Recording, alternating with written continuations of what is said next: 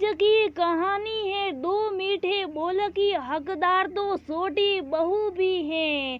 दोस्तों, कहानी शुरू करने से पहले अगर हमारे चैनल को सब्सक्राइब नहीं किया हो तो कर लीजिए ताकि आपके पास पहुंचे हर रोज नया वीडियो। नीताजी और विमला जी दोनों पक्की सहेलियां थी। एक शादी दोनों शादी कर आई थी। मोहल्ले में तबका साथ था दोनों का, पड़ोस का घर और हम उम्र तो जल्दी दोनों सहेलियां कम बहनें ज्यादा हो गई। अपनी अपनी जिम्मेदारियों को निभाती उम्र के एक पड़ाव पे आ गई थी। दोनों सहेलियां हर सुख दुख की साझेदारी थी दोनों की। नीताजी के दो बेटे और एक बेटी थी और विमला जी के एक बेटा और एक बेटी थी। सभी बच्चों की शादी हो चुकी थी और सभी अपने घर संसार में व्यस्त थे। नीताजी का बड़ा बेटा और बहू अमेरिका में रहते थे जिसका बहुत घमंड था। नीताजी को छोटी बहू विधि साथ रहती और सारी सेवा करती, लेकिन गुणगान सिर्फ बड़ी बहू की करती। नीताजी बड़े बेटे के बुलावे पर हर एक 2 साल में अमेरिका घूम आती। इस बार नीताजी और उनके पति 6 महीने अमेरिका घूम कर आए। उनके पीछे से विमला जी का अकेली दिल नहीं लगता।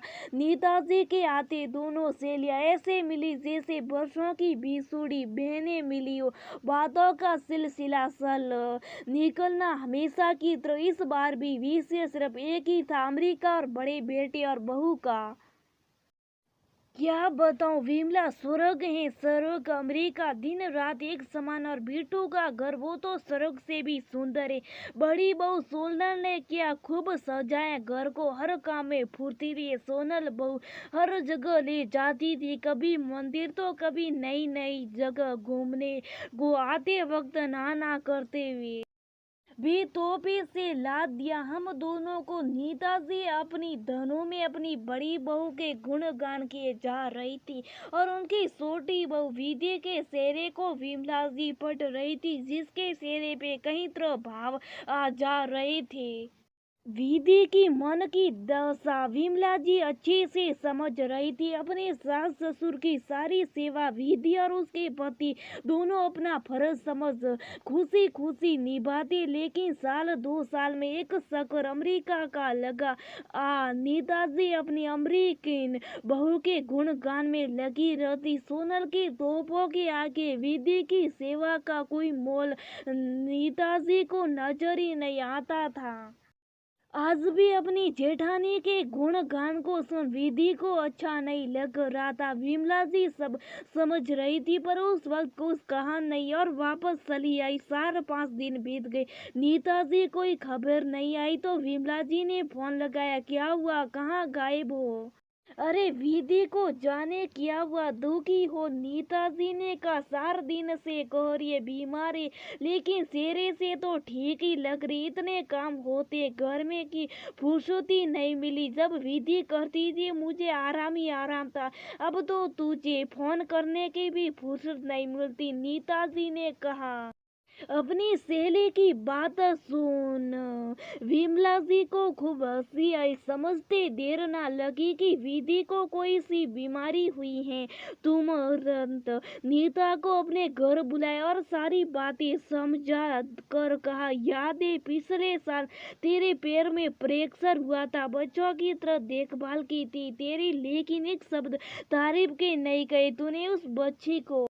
इतना मान देती है, सारी चीजें पूछ पूछ कर करती है। जब से उसकी शादी हुई है तब से घर के किसी काम को तुझे हाथ भी नहीं लगाने देती। ऐसी प्यारी बहू के प्यार सम्मान की तुलना तू उन तोहफों से करती है जो बड़ी बहू देती है। 1-2 साल में एक बार जाती है वह, तभी वो अच्छी है, वरना सब सेवा की बात आई तो वो कितनी देरी सेवा करेगी ये तो तू खुद अपने दिल से पूछ। याद रख तेरी छोटी बहू हीरा है, हीरा, और अब भी समय की तू जोहरी बन जा।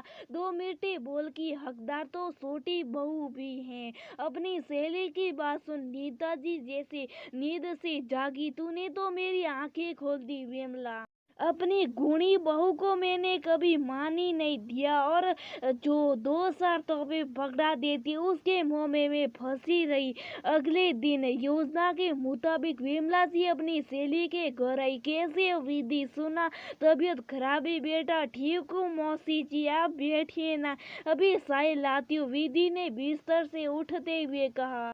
तभी 3 कप चाय ले नीता जी रूम में आई। तू बैठ विधि और ले चाय पी। विमला जी के सामने अपनी सास से चाय लेते विधि सकुचा रही थी। अरे ले बेटा, जब मैं बीमार होती हूँ तो तू ही तो करती है मेरी सेवा। आज तू हुई तो क्या 1 कप चाय में नहीं बना सकती? नीता जी ने कहा।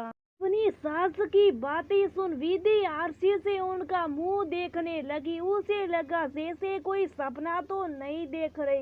वैसे तेरी आदत होगी, मुझे भी और इस घर को भी। मेरी बहू के बिना तो हमारा काम नहीं चलता भाई। जब नीता जी ने कहा तो विधि की आंखें चमक उठी और होठों पे एक निश्चल मुस्कान फैल गई। आंखों आंखों में नीता जी ने अपनी पक्की सहेली को धन्यवाद कहा। उस उनके घर की लक्ष्मी की मुस्कान वापस जो आ गई थी। थोड़ी सी तारीफ व्यक्ति के खुशी और आत्मविश्वास को दुगना कर देती है।